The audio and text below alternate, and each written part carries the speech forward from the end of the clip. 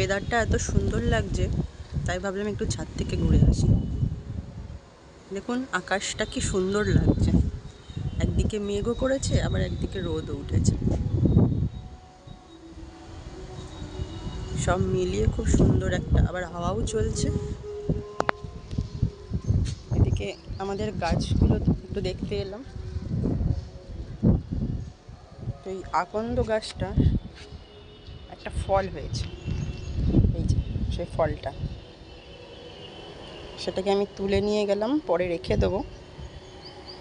এর ভিতরে অনেক বীজ রয়েছে।